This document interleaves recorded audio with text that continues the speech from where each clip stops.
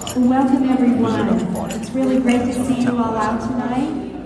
I wanted to, first of all, thank Georgetown East Elementary School and Maureen Marcus, who's the administrator here, for allowing us to host the event here and for being so incredibly accommodating for us to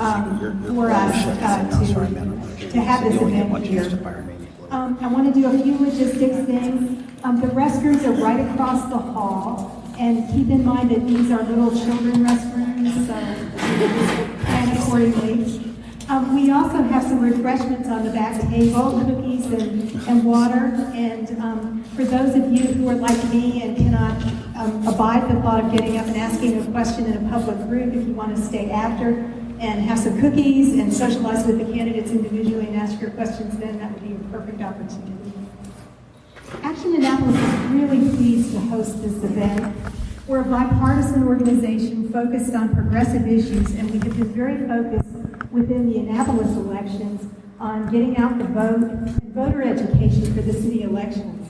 We focused on the primaries in wards 4, 6, and 7 because we'd love to see voter turnout increase. In the last primary, only 15% of Ward 7's registered voters actually voted. And to give you some context there, that's 419 people out of 2,776 registered voters.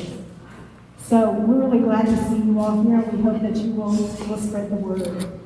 This event is part of that Get Out the Vote education effort. There are terrific candidates running in all 3 of the wards we're focusing on, and you get to meet 2 of them tonight.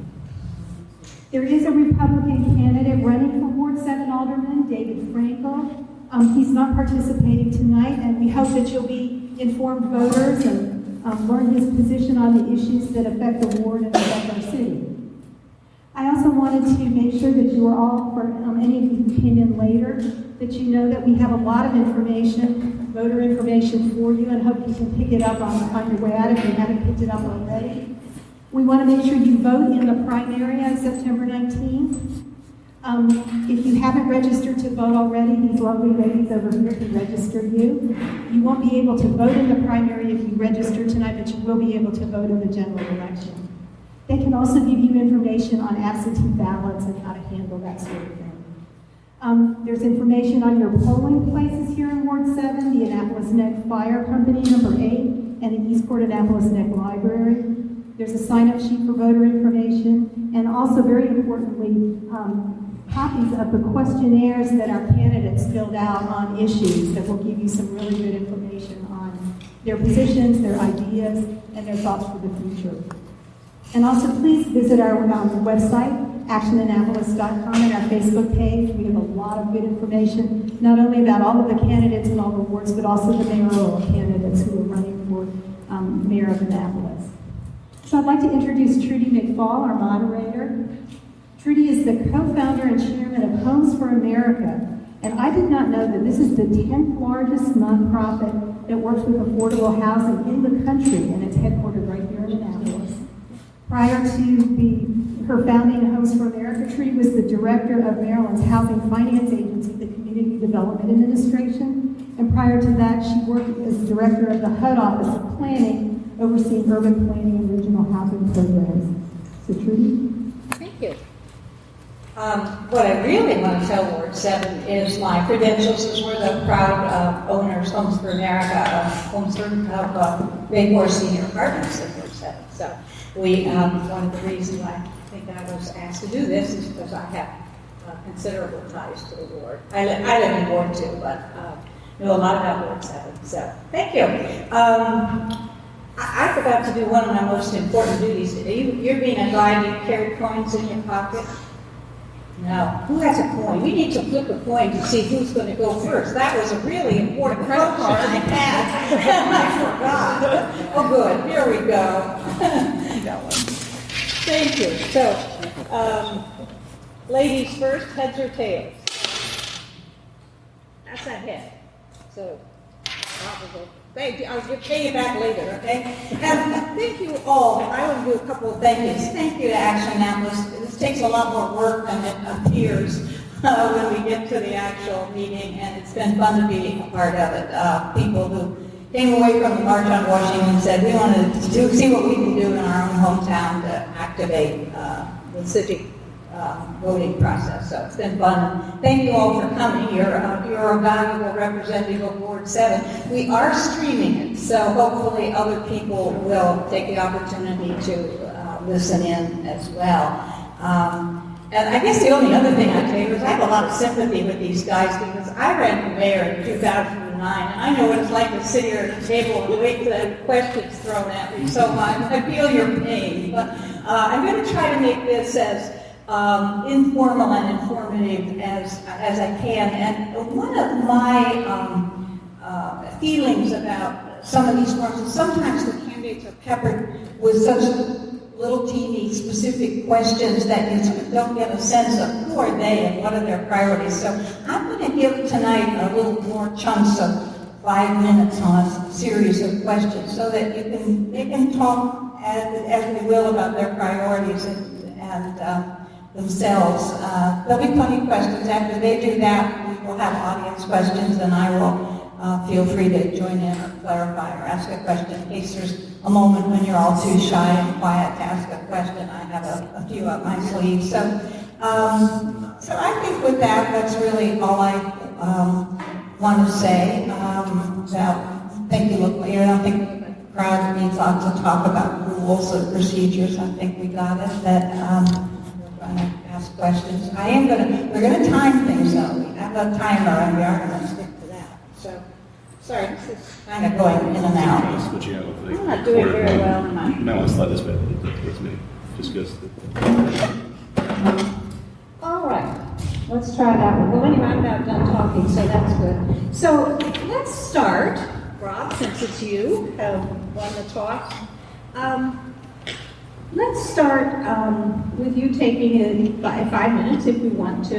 And this is the sort of getting to know you portion of the program for the two of you. I'm going to ask you later about priorities for the ward and the city, but I think this is your chance to sort of tell the folks, what's your background? What have you done? Who are you? What brings you to this table tonight to decide to run? Why would you be a good candidate? What's your experience that can allow you to be an older person? Just tell us about yourself as you would like, in any way you would like to, for the next 5 minutes. Okay. Sure. Don't trip over the side. See if this works. Yes, you're allowed to face around too. I don't want to hover.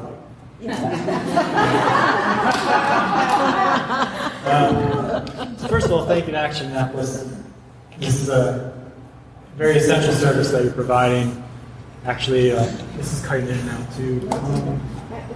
It's okay? Yeah. I could just not use it. But You're fine with that. It's a little hopeful. You can move up closer. is this tied into the video feed at all, or should I? Oh. No. Well, then let's try without it and talk loud and protest if you feel like you can't hear, or move forward. Move forward. That would also be a good start. That over again. Sure. So thank you. Sure. So that was a technical timeout. So thanks again for the service you're providing to the community. This is definitely, I think, the most attention I've seen in municipal races in a while. I'll speak up more. I do have a lot. Yeah, try this. Oh, I'll try to use the mic. But thank you again for all your patience with Action Annapolis, and to Trudy as well. You know, this is our third speaking event today, and so I apologize. I'm probably going to use notes at some point because it's been a long day. But also thank you to Trudy for letting us know about the format beforehand. The previous forum we didn't know, and it was a bit stressful. So anyway, I'll start by just going into my background. I have lived here for 16 years with my wife Becca and my son Whit. And I attended school in the Eastern Shore, Washington College. I studied environmental science, and I minored in business management. And so that's where I really learned about and fell in love with the Bay. And then I moved to Annapolis. That's where I started my career. And I started my career with the Chesapeake Bay program, working on the Bay restoration efforts. And from that period of time, I continued to work for private consulting field, and then I went on to work for local government. I worked for the city of Annapolis as their environmental compliance inspector and also their sustainability coordinator. And then I went on to work for Anne Arundel County, which is where I am now, a project manager with Anne Arundel County. So, things really got interesting for me when I worked for the city of Annapolis. Again, I was their environmental compliance inspector. And one of my jobs was to review development projects. And one of the projects I reviewed was one called Parkside Preserve. It's in our ward, Ward 7, down Forest Drive a little ways. It's about 155 units. But what I found out when I was doing that review was that the city was basically allowing developers to avoid following the law. The law says they're supposed to protect certain types of forests in the city, and the city was allowing them to clear these protected forests, or city and state protected forests. So as a reviewer, I decided, I spent many years internally for about 3 years, trying to get this resolved internally. Nothing worked, so I stood up. I went to the newspaper, issued a 12-page report documenting what I perceived as violations with the law, and we got things resolved. We stopped the bulldozers, and now we're actually going to have a new park formed on this property. It hasn't stopped it entirely, but it did protect this forest in question. So I bring up that story because it wasn't easy. I risked my career in local government doing that. And I risked my livelihood of my family by doing that. But I knew, just by looking at my son, that I had to do the right thing for his future and the future of all the children in Annapolis. But I didn't just stop there. After I successfully blew the whistle and we got that forest protected, we went into, I worked with some of the city and council members, and we got some new laws passed. We got some new forest conservation laws passed. And they're actually some of the strongest laws in the state. We also had some other additional legislation that we passed, as no net loss ordinance. But the reason I bring that up is to sort of show that I've just sort of, like my slogan is a proven commitment. I bring it up to show that I'm committed to you and committed to the ward to make positive change.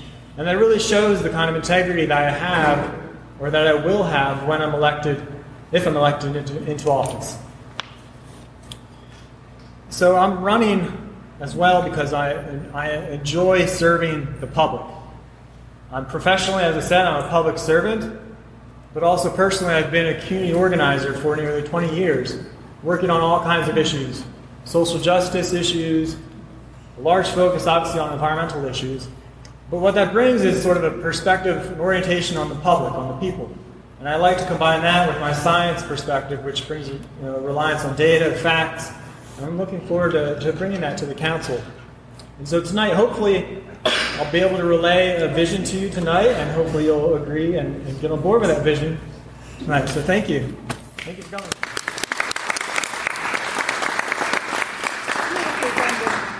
Seconds to spare. Alexis, I didn't do very well with introductions, but I guess it's pretty clear from the signs. So Alexis, would you please share whatever you would like to share yourself? If I don't take myself out. So as she said, my name is Alexis Villegas. I am running for Alderwoman here in Ward 7. Does everyone here live in Ward 7? Do we have a lot of... So I think it's great that... Good. So we had... Yeah, it's going in and out, I guess. Thank you. So I wanted to first say thank you to Georgetown, of course, and to Action Annapolis and everyone who's put this together. Thank you, Trudy, for moderating. I think it's great that we all have an opportunity to actually have some choices in our primary, which we normally don't have choices, and to be able to hear from us on what is important to us. So a little bit about me. I am actually, I live here in Ward 7 with my husband. He's active duty military, and we have a young daughter who just started kindergarten yesterday. It's harder for me than her. So we absolutely love Annapolis. We are looking to buy a house.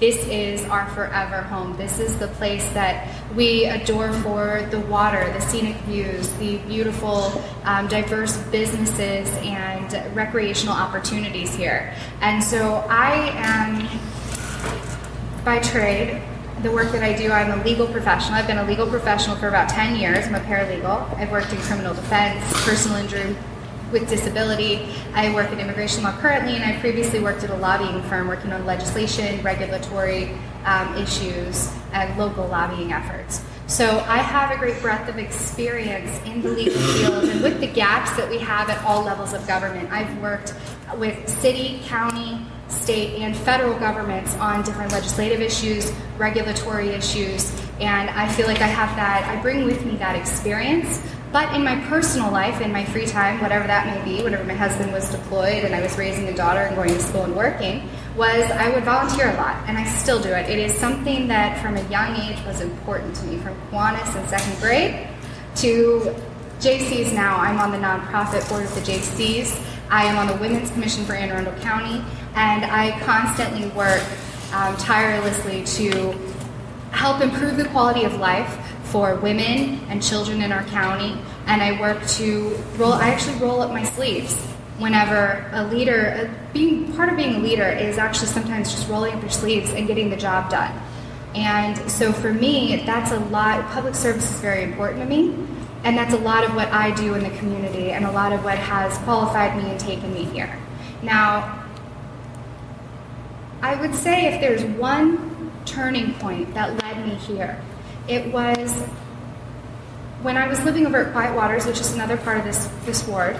We had a package stolen off of our porch. I thought, well, that was weird, but I'm sure it won't happen again. You know, it's a great neighborhood. And then a few weeks later, my car was broken into. And so then suddenly I started to think to myself, is this escalating or is this just a one-off event? I mean, we're a closed-off neighborhood, no way. Then one morning, as my husband's about to leave for work, a shot rang out in front of my house. One of my neighbors had just left for work and was robbed at gunpoint. He fought off the assailant, and thankfully the bullet missed him.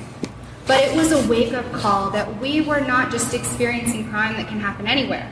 We were having an issue that was escalating. And as I delved deeper into the issues within the city and watching the council and what they were doing, I realized that we had some serious issues in the city that were getting worse or were not being fixed. And I looked at the council and I saw there were two women. There weren't young people in their 30s. There were not the representative voices for our city and for our wards. Were very diverse in age, in gender, and in our backgrounds. So I believe that by coming forward as a voice for women and for working families in this city, I can help make a bigger change for everyone. I care about the environment, I care about improving our public safety, and I care about investing in our children and ensuring that we have a positive and robust economy.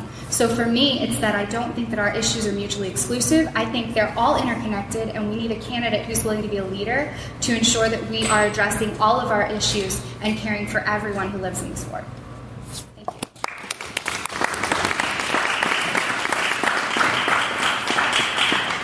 Thank you. Those are really two inspiring backgrounds that have led you to decide to run for office. I want to say to a personal word in that it takes a lot of guts to run for office, and it takes a lot of time, and it takes a lot of both of those commodities to serve as well. So for both of you who I don't believe have ever run for election before, congratulations. It's wonderful that you've stepped up, and this ward is very lucky to have a choice of candidates.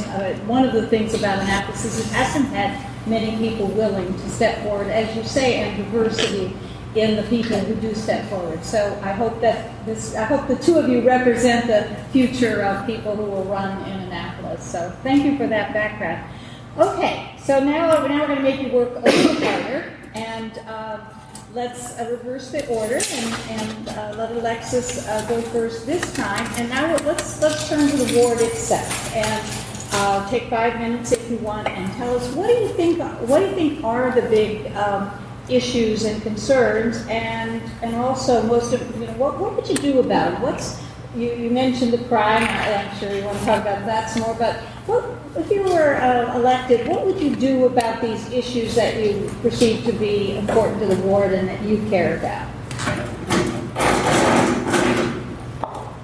So when we all start running, we have these platforms that we're running, right? We have these ideas of what is important. But one thing that's great about running is over time, you meet hundreds of your fellow neighbors and they tell you what's important to them. So I've slowly adjusted and added things to my platform to ensure that every resident is being heard. Because number one, for me, is going to be transparency and accountability within our government. I will hold town halls. I've already started a newsletter, which some residents are on, which it's local stuff going on, like a concert or a play, and also what's going on at City Hall, because I think it's important that our citizens are knowledgeable and in the know, really just knowledgeable on what's going on in the city.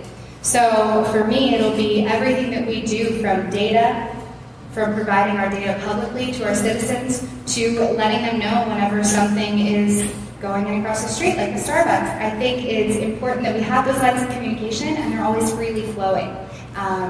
Now, public safety, as I mentioned, we definitely have a lot that we need to do. I would immediately invest in training for our officers. They need a bigger budget for that. I would immediately look at ways to find funding mechanisms for increasing our police and fire, because they do need more firefighters. They need 4 per truck, and right now we have about 3. So we need 4 so we can ensure that we have proper public safety protocols and infrastructure in place. And then I would also, of course, increase community policing beyond what's already been done. And I would also support a civilian review board so we can hold our officers accountable and give our citizens a voice in what's going on with regard to their public safety.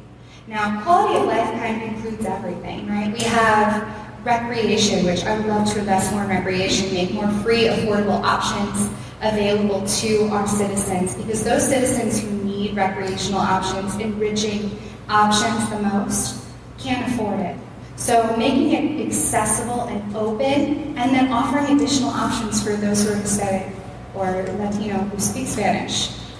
We need to have some options that are inclusive to everybody, so we are reaching all sections of our population, because right now, that's also included with our crime. If we look at our crime, it's very closely related to socioeconomic status. And one thing I'll say about these Spanish-speaking youth in our city, we have an issue with gangs. And if we can keep children safe, and we can give them enriching and safe places to go, we can help stem that issue. It will improve our quality of life, and it will improve our public safety. So then I'd say with the environment, there are many low-hanging fruit things that I think we could do in our ward and across the city, like public compost, like residential composting citywide. Things like that are low-hanging fruit that we can implement in order to reduce our carbon footprint and reduce our waste and ultimately make our city a cleaner, more breathable city. Then, in addition to that, we're going to have to work on obviously finding funding mechanisms for some of our serious requirements within the next decade to implement our WIP and to ensure that we are cleaning up our waters. And I would love to make them swimmable and fishable, because it's not just that they need to be clean so we can come into compliance. They also need to be clean so we can actually enjoy the water that we live on. We live on water, and how many of us can enjoy it? My husband loves to fish, and if it rains, he has to wait a certain period of time before he fishes because he can't eat that fish, because it's advised that you could potentially get sick. So I think that there are certain things that we can do to improve everybody's quality of life on a day-to-day basis with regard to the environment. And then those longer-term issues we will need to address. That will be the challenge for the council, by finding a way to fund them that is least impactful on you. Because the last thing we want to do is take a bunch of steps at City Hall that really just hurt your pocketbook. We need to be creative, we need to be leaders, we need to be partners, and we need to partner with nonprofits and other groups to get our job done and to ensure that we're improving everyone's quality of life. Thank you. Same question to you.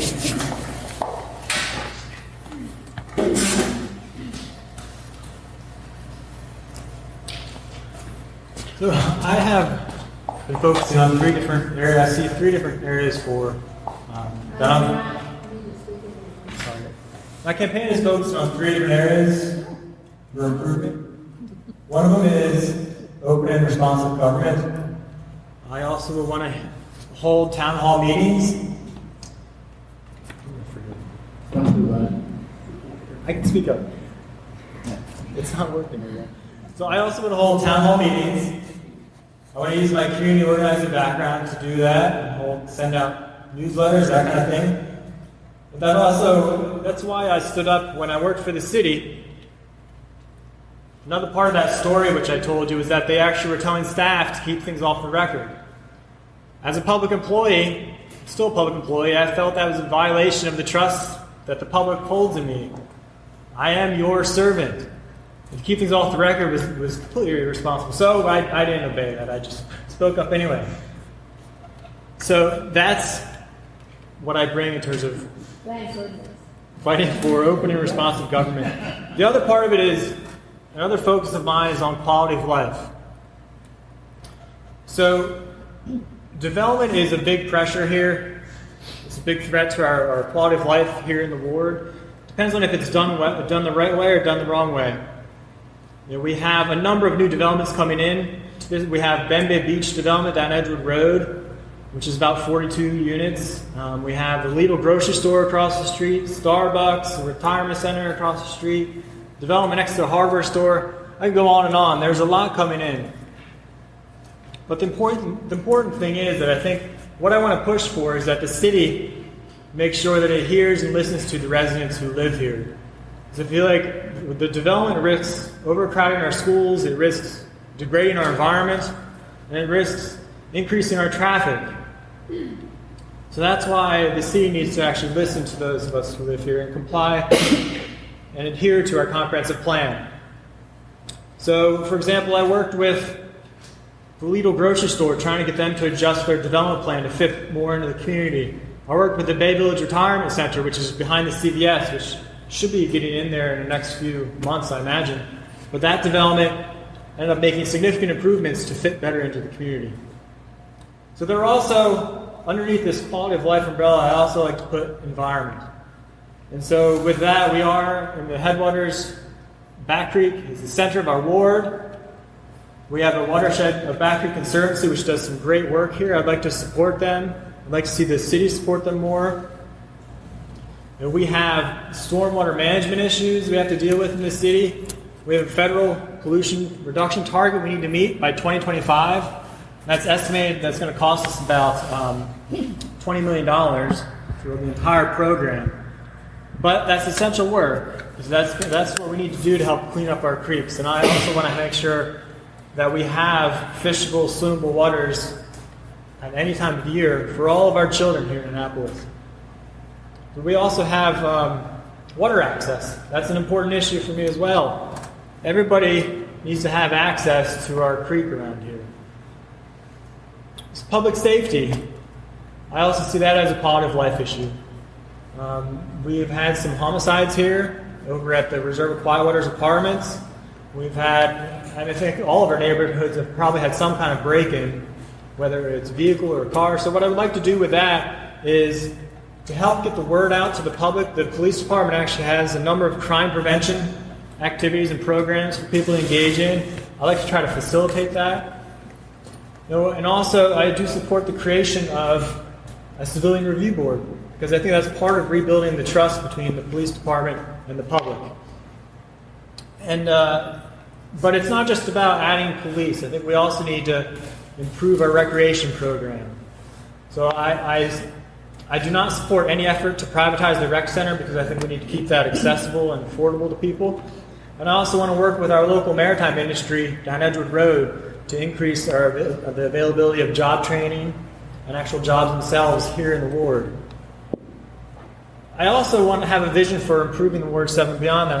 I want to increase public art in our neighborhoods and also work on mobility. We have a number of senior apartments and buildings in the ward, but we have sidewalks that are in disrepair, and we have a bike plan, master bike plan, that's sitting on the shelf and not getting anything done with it.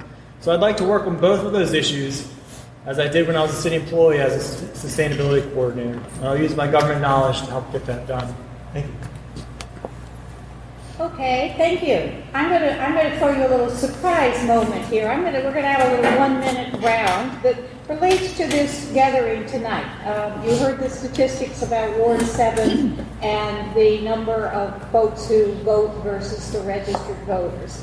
So how about you take a minute each, and we'll go back to Alexis first. I don't know, I guess for this to be very good, Rob first.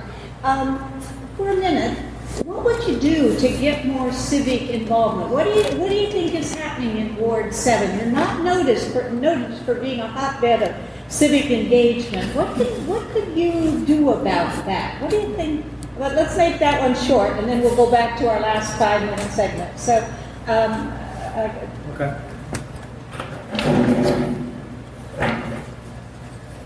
It's a tough question, but given my background in community organizing, we have to deal. I've dealt with that on a number of issues, whether it be with the Annapolis and Peninsula Federation, just getting people turned out to meetings. It's tough. I think you need to get people. It's like a civic engagement is sort of like a muscle. You have to exercise it, get people warmed up to the idea. And so that's what I will try to do is use I'm going to continue door knocking, even if I win, to continue talking to voters, because part of it, I think, is they're not aware you can make a big difference in your local elections on the city council. We vote on a lot of important issues that are before people. But I also support keeping the election during 2017, during the off year. There has been some talk about putting it during the gubernatorial or presidential, but I don't like that idea. I mean, yes, you would increase turnout, but I think on the other hand, you would get people wouldn't really pay attention. We'd be at the bottom of the ballot. People wouldn't pay attention to city elections at all. And I think the more opportunity people have to vote and participate, the better we'll be as a democracy. thank you. So I remember back to when I was 11 and I was working on Gore's campaign. I have continued to do work like that within the community on getting out the vote and getting people engaged. And one thing that I think is important is to make people understand what their power is and what they're voting for. So at the city level, people need to know what we do and why it's important to them. And I have a lot of experience in working on get out the vote efforts, because for me, regardless of who you're voting for, I just want you to vote. Women fought hard so I could vote. People of color fought hard so they could vote. And it is absolutely critical that we exercise that last line of defense. At the city level, it is absolutely critical. I understand if someone doesn't want to be involved at the federal level, but at the city level, your vote, your voice can literally change the whole course of a piece of legislation. And so I would also, I'm planning to do what Rob would do. In the event that I win, I will make sure to continue knocking because I want to keep hearing from my residents. So, thank you. Alexis, if you want, you're going to go first next, so you can stay right there, and I will ask the question. The third and last 5-minute segment, before we'll get to more shorter questions, would be the one about the city. Sort of, presumably you didn't decide to run to be an alder person because you thought everything was perfect in the city of Annapolis. So it would be interesting if both of you would start and say, what kernel of city issues or behavior or process kicked off you to say, I really could do that better. I want to get in that mix. And then if you could also share with us any thoughts flowing from that of the kinds of issues that you see facing the city council and your views on what you might do about some of those issues. Sure, Rob, you don't need to go first. So that's a difficult one. I see where we get 5 minutes to that. So I would say that whenever I was regularly going to city council meetings for the very first time, I remember watching as on some issues they would go back and forth for hours. There would be public testimony and passion, and then they wouldn't make a decision. The most recent example is Market House. I remember sitting there for 3.5 hours, and then they just couldn't move forward. And while I think it's important that we deliberate and we listen and we critically think about the decisions we're going to make, the challenge of government is making sure that we make them in a timely manner, in an efficient manner. And so I started realizing that, I know I'm not disillusioned, or I don't have any illusions about what City Hall is. I've worked in government, I've worked on legislation. I know it takes a long time, I know that it takes coalition building. I've done this. I've worked with stakeholders and brought people together to work on issues. So I understand that the process is complicated and difficult, but I do believe that we can do it better and that we can listen and serve more people, because I feel like a lot of our focus is not always on every single citizen, on the issues that some of our citizens are facing in this city. With regard to our city, we have many people who are living very different realities. Very different realities. I have a woman who's door knocked and she's a single mother who recently became unemployed, and she has 2 children, and she lives in a house. And she doesn't know what she's going to do. She doesn't know how she's going to feed her children. And those are the citizens that I feel like don't have enough of a voice in this city, that we're not looking after in a way that we could. But in addition to that, I think that, overall, we could be doing a better job to just care for every issue. Because at the city level, we can't disaggregate into committees. I can't just go off to the Environment Committee. I can't just go off to the Budget Committee. We will obviously have our committees, but what I'm saying is, as city council members, we need to be concerned about the whole health of the city.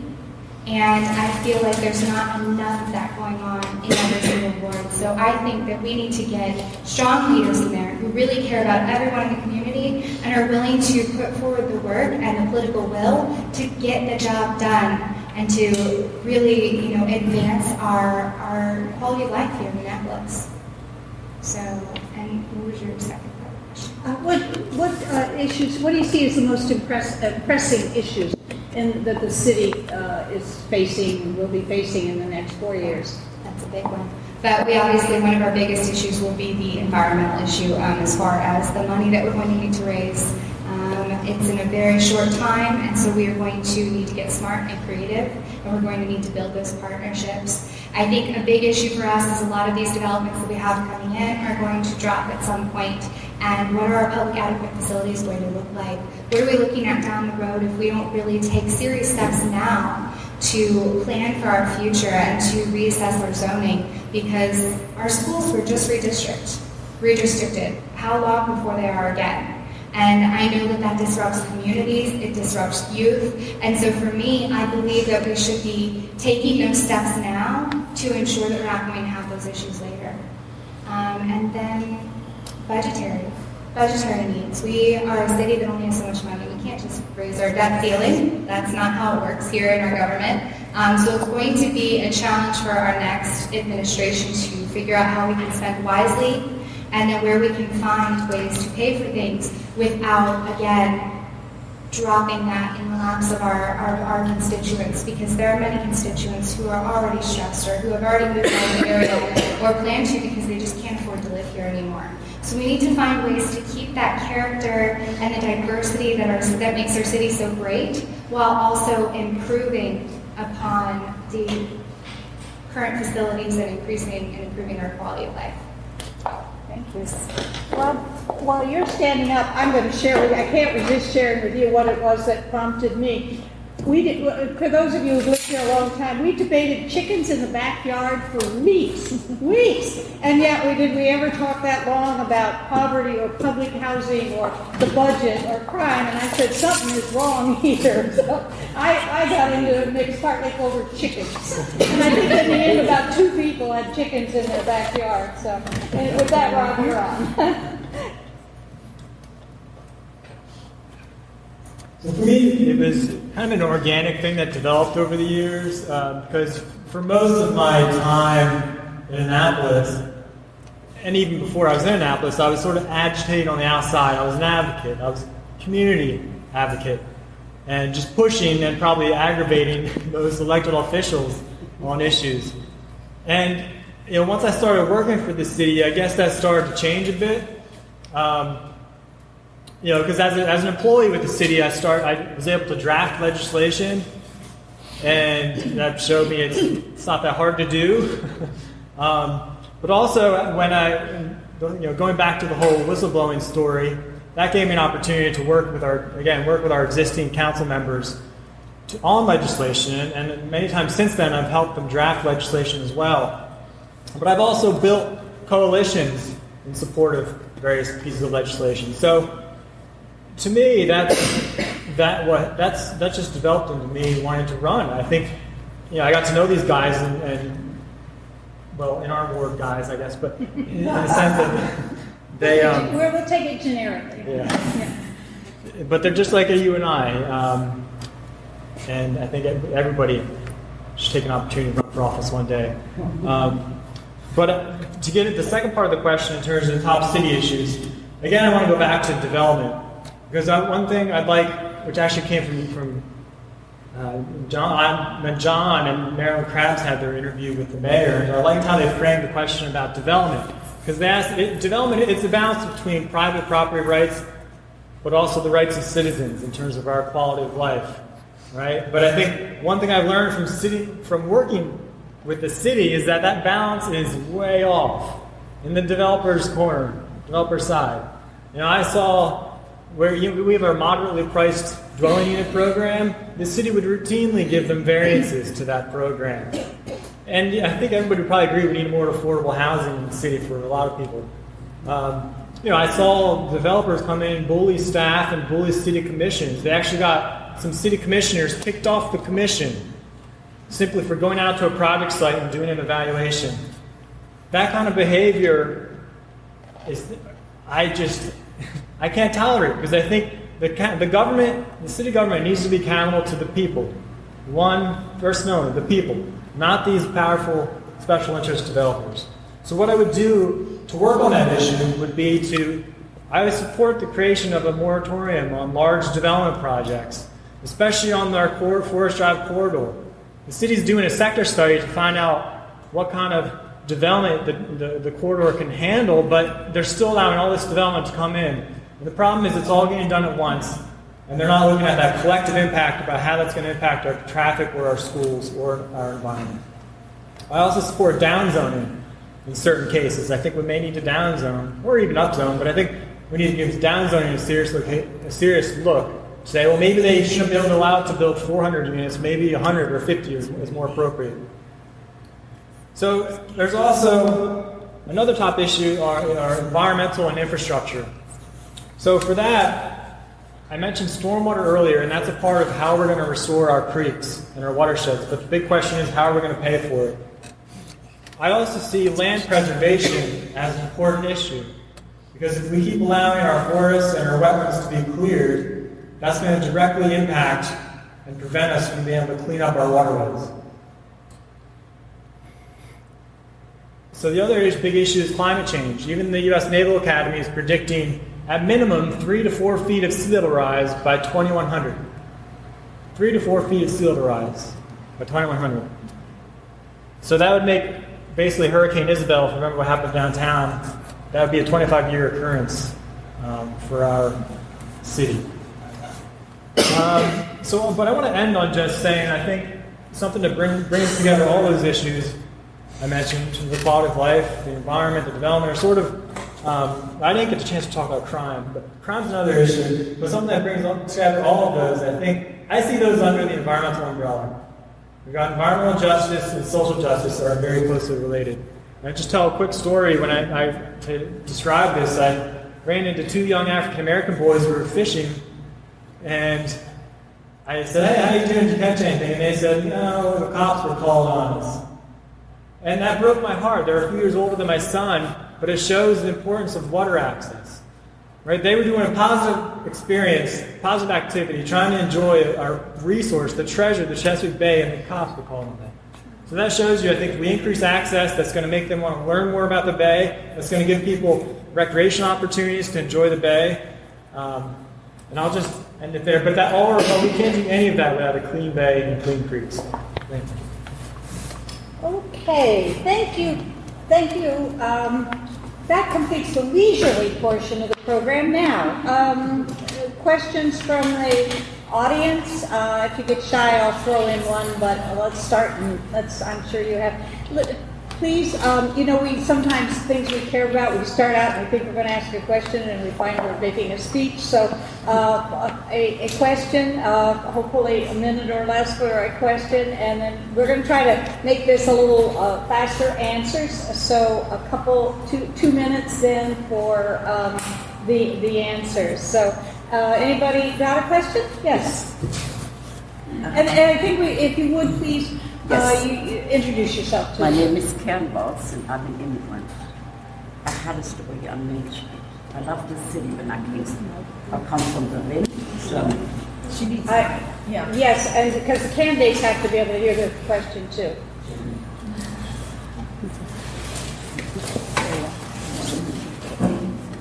I'm an immigrant. I come from Berlin, Germany. I was born in 41. There are the other Americans you mentioned too, Afro-Americans. I see one. Where's the education for our citizens? I had to make my citizenship. I grew up under the Marshall. You got 1 minute, so if you don't get a question out, that'll be your time. So just Educate bear that in the mind. public. They don't know nothing. They don't know how your this government works. Education is everything. I'm 76 years old. I saw somebody. I worked already. I said, I'm going to run. I had enough of this. Yeah. Do you have a question? We're going to have to stop if you don't get to the. This is to ask Where a is question. our education and government? Okay, so we have, People like us, thank our you. age. So we have a question about what about education? Okay, Yes, thank you very to much. learn about our government. We the people, by the people. Thank you, Yes, thank you. so the people. Thank you very much. 2 minutes each. You know what? I almost can't keep track of who goes first. Do you care? Where were we? Who finished? Rob goes You don't seem to either of you have any difficulty with answers or needing to one up the other one, so it doesn't seem like it's mattering a whole lot. But each of you will answer those questions. So I heard a question there about how to help the immigrant community become aware of public services and become educated about what's offered. No. Okay. I'm an immigrant. I got educated Just, in Germany. we've done with the question part. Just proceed on to the answer. Okay. Do the best you can with what you heard, then let's Okay. go. Well, so I heard an education question in there as well. So I do want to increase. So I supported the non-discrimination ordinance that was passed in the city. It was an ordinance that was passed that basically said that the city has to be able, legally has to be able to provide services to people without any kind of basis or question about immigration status or foreign place of origin, anything like that. So the city has to be able to provide services. We did that to try to build the trust between everybody in our community, because we want everybody in the community to feel free to be able to call the police department or the fire department and not have to worry about getting deported. I supported that. I went and testified in support.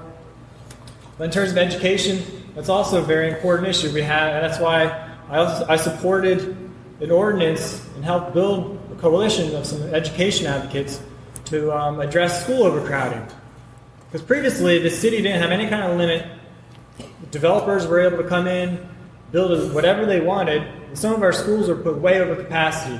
Tyler Heights was over, I believe, 125% capacity. They had a number of trailers in the back of their schools. This school is actually under capacity. So we finally did get some redistricting, but the law now says that the developers can't build new development unless there's capacity for the schools. Now, it was weakened a little bit at the last minute, so there's some improvements to be made, but I do support increasing access to public education. Thank you. What was your name again? My name is Karen. I was asking about the government education, how our government works. Well, what I think you're onto something there. There are definitely things that we could do within the city to ensure that our students are learning about city government and how it works. It's not unheard of to have special tailored programs depending on the area. So where I'm from, in Missouri, where I grew up, I'm not from here, but I love it here. Anyway, so where I grew up, our schools are piecemeal school districts. And so basically we are smaller. It's not county-wide. Here it's county-wide, but that doesn't mean that we couldn't do something at the city level within our schools to educate our youth on the civics, on how to deal with the local government and how it works. And then additionally, I would say education is a key for informing our voters and making them a part of the process. Whenever we talk about environmental reforms, getting our constituents invested in our policies and programs is going to require us coming to our constituents and informing them on why it matters to them and what it means for them. Because I think in order to get that investment, people need to know what's going on and they need to feel like they have a voice in it. So education is absolutely key for anything that we're going to try and do at the city level, and it is a big part of every policy that I have so far put together and planned out. So, thank you. Thank you. Question? Thanks. Just clarify on your performance tonight, and also to say that this board is very lucky to have two such qualified candidates. But my question is, you can't get anything done unless you have 5 votes. Everything requires 5 votes.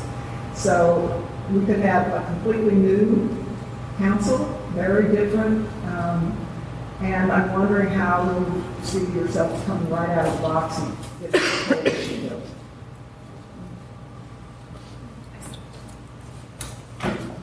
So I will say all of us in this city election have definitely been working together really well, which I think is great. We have some wonderful people running in other wards. And if all of the new people running ran, we could potentially end up with only one incumbent, which would be a very steep learning curve for the entire council. So we are definitely, already working together. And I believe that upon entering office, whoever enters office, we're going to have some of the votes we need, because a lot of these issues are the same across all wards. A lot of these issues we've been hashing out and speaking about, especially the Democratic candidates. We've been working together to ensure that we're all on the same page, we all have the same goals and vision for this city. And we may have different ways that we want to get it done, but I think generally we're supportive and we're open, because one thing that I think is important that I noticed at the council, that I didn't mention earlier, is that the council, I felt like I would show up and they would be holding a vote. You would think something's going to happen, and then someone would change their vote. And I think that was just a sign that sometimes we don't have that open communication, or we don't have the relationship to be true with people. I'm my authentic self. I only say what I mean, and that is what I will bring to the council. I will ensure that we're being clear with one another. We're being truthful with one another. We're holding each other accountable, because whenever we want to get something done, we need to ensure that we're on the same page, and if we're not, we need to figure out a way that we can work towards that goal. So the open responsiveness to each other, I think, is going to be a key. But I think we're all on the same page there.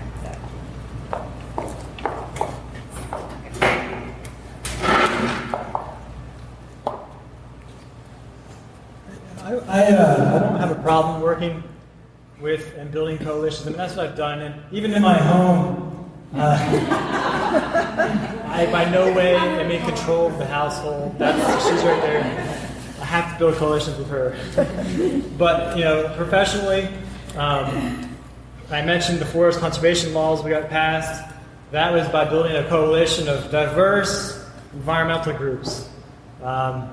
Some who wanted an ideal law passed, which I want something ideal passed too, but we had to sort of get it amended to something everybody could agree upon. And we actually succeeded in that. And we got those laws passed it was near unanimous support on the council. I think a couple people abstained.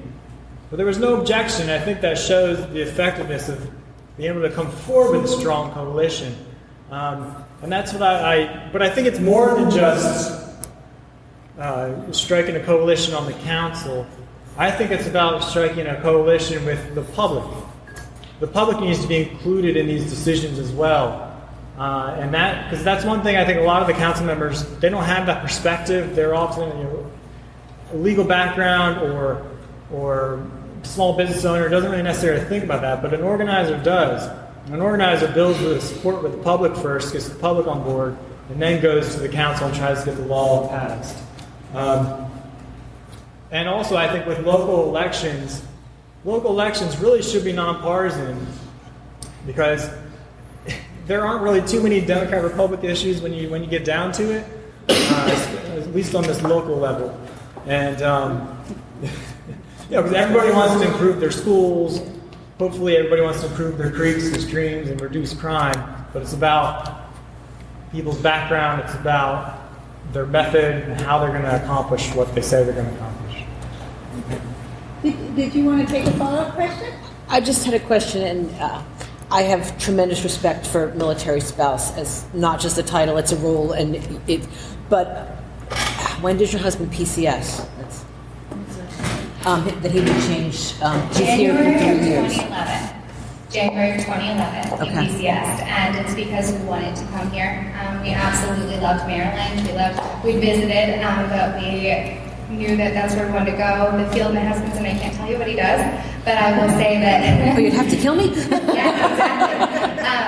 exactly. So there's no change of duty station for you. There You're is no here. change of duty Okay. station, and just on a private note, that's not so private anymore, my husband has some health challenges and he will be unfortunately retired from the military after 14 years. So for me, it's definitely been a great ride, and I've learned to be very resourceful. And I've learned to adapt and to, come to new places and love them and adopt them as my home. But Maryland and Annapolis are absolutely our forever home, regardless of the outcome of this election. So. Thank you. I don't know what to do with that to make equal time. Would you like to tell us more about the coalition building in your home? Or you want to pass on That that? might give me a trouble. Okay.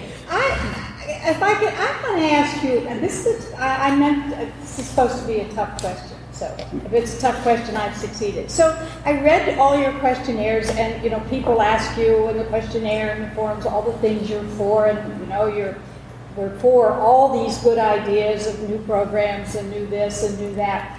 But we are in a city with a budget crunch now and a bigger crunch to come in the future, apparently. What would you do? You talk about things you don't want to do, you don't want to practice. But what would you do? What would you drop if you were in the council and forced to decide what should we drop, or I will say, should we eliminate? What should we privatize, if anything, or what should we consolidate with the county? In other words, what efficiencies, money-saving things would you think would be viable for the city of Annapolis as we cope with our budget expansions? Right now, we're just apparently coping by mostly pushing off the debt to the future by issuing debt and letting somebody else figure it out. But the day is coming when the council members have to start making some decisions to make our expenditures fit our budget and our priorities.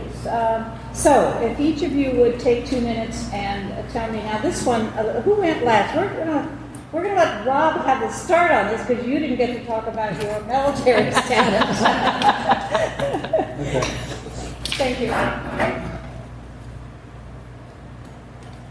For me, and I'm coming at this as a government employee, I think cuts would be a last resort for me, because I know it affects people very personally, people who live in our community. I'm not completely opposed to it, but I'm just saying to be a last resort. What I would want to look at and I also don't generally support privatization of our city resources, because when we privatized trash collection, I don't think that went too well. Granted, we did save some money, but then again, we did lose some accountability. People, we don't have quite as much ability to talk to our garbage man collector and to let them know, give them feedback, that kind of thing. So, and I also, again, oppose privatizing the rec center. Parking has been privatized, and now we have a situation where the city gets, I'm getting my numbers wrong, they get about, I think, over $10 million in parking revenue. That's how much they bring in. But based on this new contract, they only get about $40,000 worth out of that. So I think that may be a situation where that privatization hasn't worked. I've also spoken to some former employees who used to work for the parking, but then they got carried over to work for the private company, and they're telling me all kinds of issues with that privatization. So, again, cutting services is certainly the last resort, but I would prefer to look at it. There could be a couple opportunities where we could save money. One would be to piggyback on the certain aspects of the county's stormwater program. Just because of economies of scale, they have a much more advanced program. I'd like to look at possibly piggybacking on the county's health insurance. Because I've having worked for the city and for the county, I can compare the health insurance policies. And the city may have an opportunity to save some money there. But I also want to look at raising more funds. I'm not talking about raising taxes, but I'm talking about getting a sales tax downtown. The city gets all its money from property taxes. We don't get any kind of money from sales tax. We need to come together with other cities in the state and push our General Assembly to That'll be the end of your list for now. All right. You'll get another chance. There'll be another question, and I'll slip it in. So I would want to pivot this. So whenever I spoke with Mr. Fernay, this is my moment of redemption because I didn't finish my thought whenever he asked me this question. Now, I think that almost any cut in the city would be detrimental. So one of the first things I would do if we were really in dire straits is to find more funding. Working with the legislature, year after year, I would watch as the mayor of Annapolis went into the Anne Arundel County delegation and told them that we needed our money because they're the seat here and they cost us a whole bunch of money. And then they would make us, tell them why we need the money. And every year it was like a big surprise that the only way we get money is through property taxes. Well, not the only way, but it's a big part of it. So we're not getting a sales tax from all of the tourist economy and the people that are coming down to go to the Capitol. So first off, that used to go up. It used to go up. It was compulsory. And now it does not go up like it needs to. We need to ask for a raise from the state because we have things that we're paying for that they are absolutely obligated to pay us for. So things like a bomb squad year round, or the strain on our infrastructure because of the many cars and people coming within our city. So there are certain things that we can do to work to increase that at the state level, and then also reassess our relationship with the county, because we're paying a lot of money to them as property owners, right? We're paying a fair amount of our property taxes to the county. And so we need to reassess what services they're providing and what our money is paying for from the county. Obviously schools, but we need to look beyond that. So I would first pivot and say that we need to look at other options for funding. So also the nonprofit partnerships and things like that would be key. And then after that, we would really have to do a full assessment before I would propose any potential cuts to our city. But I would never cut fire or police officers. I would never cut public safety. So I just want to. Thank you. Okay. How about a question from one of you? Now, give me a chance to see if we got anybody else, if you wouldn't mind. This is, I'm taking some liberties because we know each other, and she's a Bay Forest resident.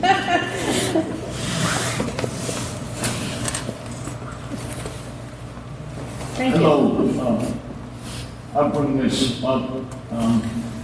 I didn't really think about it, but with the new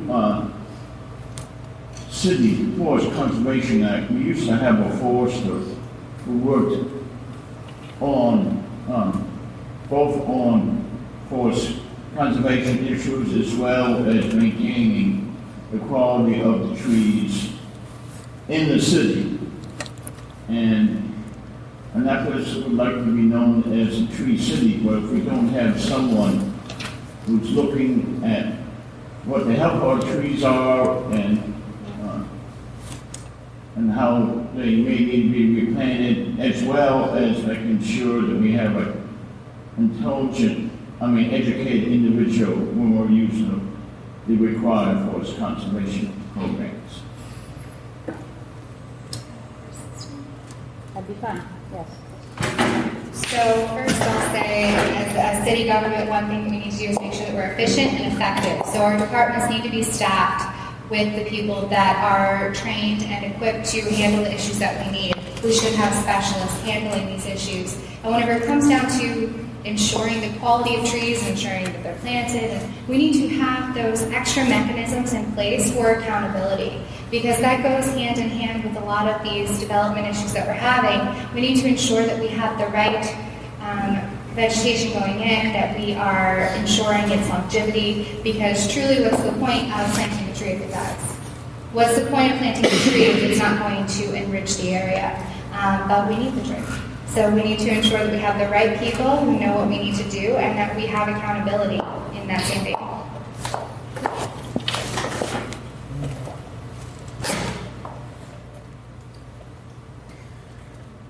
Yeah, so Earl's right. Currently, that position is vacant. But I think also what I would want to have somebody in there who, because we strengthened the law, and I think we still need to get back and touch base with the new forester, whoever they hire, but also the rest of the planning and zoning staff who now have the responsibility of implementing that law. Make sure they understand every part of it, because we did try to put in there a number of provisions that make it more transparent, to give the public more opportunity to comment, but also restrict in some cases how much discretion staff had. So that's another thing I'd like to do is protect, and I'm sort of personal here, but to get whistleblower protection passed in this city, because staff needs to feel free to do their professional job, do what they are hired to do. They should not have to deal with political pressure from appointees, people appointed by the mayor. They need to be able to do a professional job. So that also requires a bit of a culture change within the city government. But a part of that I want to say is the plan and zoning did get, so the mayor reorganized various departments. And so he got rid of the chief of environmental programs and didn't replace it. And he changed the forester position into somebody who just looks at residential trees instead of development trees, because they're two different jobs. And through all those old duties and with plan and zoning, with no new staff. So if people are concerned about permit times, we need to make sure, and not to mention concern with protecting our environment, but we need to make sure our departments are adequately staffed. So that's something I would look at too. It may mean that we don't, I want to support the police and fire, but we also need to take care of those other parts of our quality of life, such as protecting our forests and our environment. I can't let the two of you, we're getting down here, we want to save some time for each of you to have a closing statement, but given my interest and history with the city, I really want you to speak, at least I'd like to spend a week, but let's spend the last 2 minutes on one question about what are your perceptions about, to be corny, but it's carried a message, this Annapolis is the tale of two cities. I know your ward is more fortunate than most in terms of the kinds of issues that you face inside the ward, but the ward is part of a city with tremendous needs for improving housing that's getting increasingly substandard, populations who are isolated, populations who can't go fishing because the police chase them away. All of that world that, I know this is a big 2-minute question, but what about it? What do you think an older person can do to begin to heal some of our own divisions right here in the city of Annapolis? Now, who would like to go first on that? Rob's on it. Okay. Yeah, so my last story with those three boys shows how, that shows the division right now we have between two Annapolises. We have people with more money who have clear access, or even mobility, right? That's important. We need to make sure people have access to be able to get to where they want. They can get downtown. A lot of the housing communities are fenced off. They're sort of like reservations out here on the edge of town with not the best way, with no good way in terms of getting downtown. They can pay for a taxi, but they're out there because they don't have much money to begin with, right?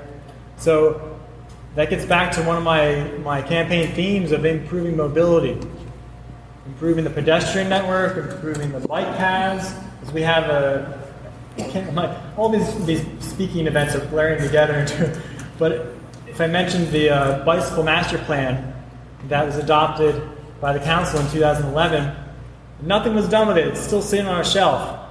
But that plan, it shows exactly where the city needs to get the money, outside money. It shows exactly what they need to do over the next few years to implement and get bike infrastructure. So that kind of thing, I think maybe we can even put in like a bike share at some of these public housing communities, and so people can take their bikes into town. So I'm known as the environmentalist, but like I've said, those issues mesh together social justice, environmental justice.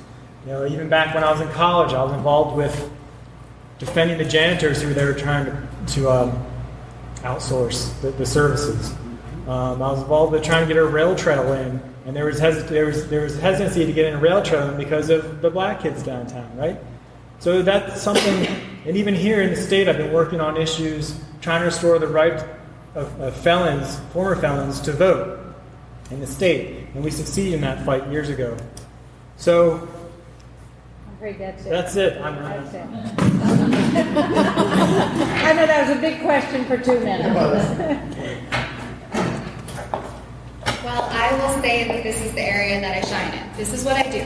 I work in the community, and I bring people together towards certain causes. For me, I am all devoted to ensuring that our communities are uniting. This, for me, is something that, when I moved to the East Coast, I guess I had certain assumptions about the East Coast, right? Certain assumptions that this was like the Northeastern coast, and we're very progressive.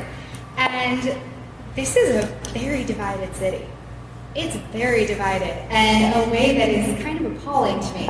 And so I found it really interesting as I delved deeper into these issues, and I learned of this wonderful history of Annapolis and horrible history of Annapolis, that these issues have been going on for a long time with movement. We've had some great movement, but there is so much more that we need to do to bring our communities together.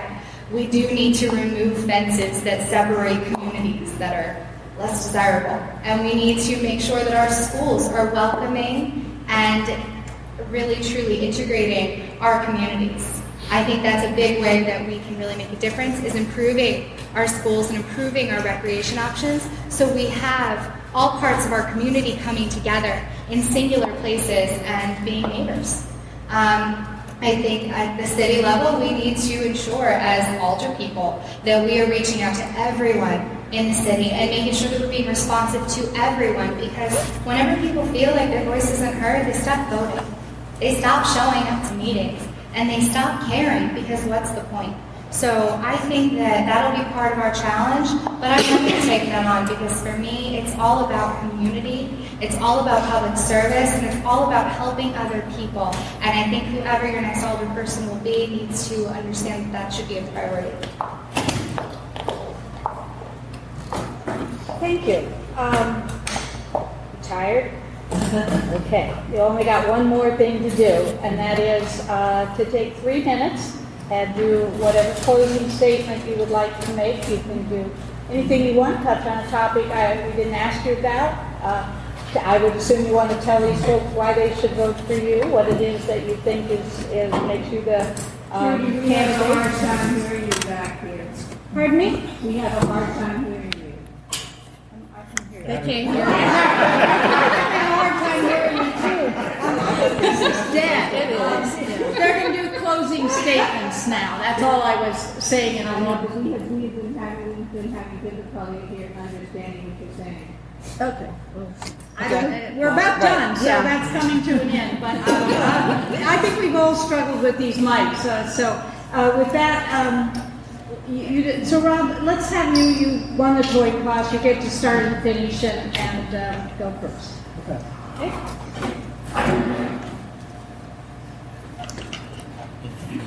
Shout it out. Yours works, I think, but. I wanted to take the advantage to go back a little bit to the last question, because I wanted to also mention, in my Hamlet, the very first thing I got printed, I put in there the importance of, I want to make sure that all city contractors and city employees get paid a living wage. That's very important to me, because I feel like people who need to be able to afford to live here. We had a situation where, actually I probably don't have time to get into details, but another thing I support is affordable housing. The city, again, I think I said the city gives too many variances on the moderately priced dwelling unit program. We need to stop that. We need to give people a way out of some of the public housing to bring us together as a community. So, jumping into my closer here, I think we are, like Trudy said, I think it's good. We're in a good situation here where you have two good candidates to choose from, but there are differences which I want to try to highlight in terms of my background and strengths. Again, I'm an environmental scientist. That's a perspective that brings forward orientation on data, on objectivity. I'm also a community organizer, which has that orientation on the public. I want to bring those together to advocate for change for you. And also, again, I brought up that story about the whistleblowing because I feel that shows that I'm proven commitment to you, to the ward. That is something I stood up for that was happening in the ward. That development was in the ward. Again, that was a great risk to my family and my career to do that. And again, I think that shows the kind of integrity that I will have in office. But it also shows, coming out of that, my ability to get things done. We have a brand new park coming out of that whole situation, right next to Quietwaters Park. We have brand new Forest Conservation Act ordinances that are passed because of that. We have the adequate public facilities that addresses the school overcrowding. I've worked on cleanups around the school and worked with Back Creek Conservancy on those cleanups. So those are just examples of things how I feel like I've shown that I can get things done for you. So I'm asking you to vote for me because of that vision for a better Ward 7 and a better city. And as I wrote in the paper, I feel like Ward 7 is really the maritime soul of Annapolis. We've got the largest number of boats on our shores. We have the largest maritime industrial district here, and we have the beautiful Back Creek. But that shows that we need a strong voice. We need a strong voice for our ward. We need a strong voice for those boys, the fishermen boys that I mentioned. We need a strong voice for everyone here. And so we'll just finish with a quote. Well, first I'll say I will do my best to be that voice for you. And I want to finish a quote by Helen Keller that says, "Alone we can do so little. Together we can do so much." Thank you all for your time and for coming.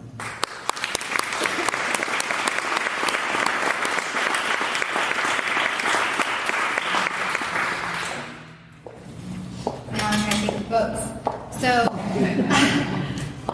when it comes down to it, we both have very similar visions and ideas for the city.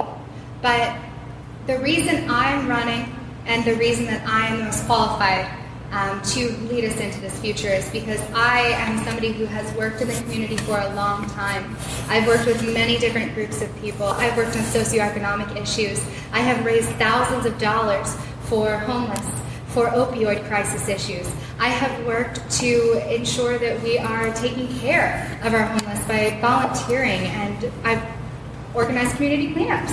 I've organized a few just outside of our ward. These are things for me that are the heart and soul of everything that we should do. We should care about our neighbors, and we should be willing to go out there and help them whenever they need it most, even if they don't ask for it. And so whether it's helping children or helping the homeless or giving back to the community by cleaning up the environment, I think that, these items these activities just show that I have a commitment to getting these things done. Even whenever I was going to school, my husband was deployed, I was raising a baby, and I was working full-time, I was volunteering. I was serving on boards. I was leading the direction of organizations to serve the community because it is that important to me, and I am willing to learn anything that I don't yet know and get the job done. I will build those relationships as I've done for years, and I will ensure that we find a way forward together because only together can we get things done. So I will say also, some people call it the woman card, but I'm going to be honest. Whenever we have conversations, there are times whenever I hear the male alderman making a decision, and I don't hear a certain voice there. The voice that says, well, what about provisions for the poor? What about provisions for Spanish-speaking children? We're not hearing those conversations take place in a way that they are addressing those communities and populations that are often ignored. And women, mothers, working families, we think about these things. We think about these things, and so it's important to me to, bring that voice to the council and bring a working person to council, which obviously you'd have in both of us, which I think is important. We need people who are living the everyday life here in Annapolis, and I believe that I am the person that, can best represent our needs here in the ward. So thank you.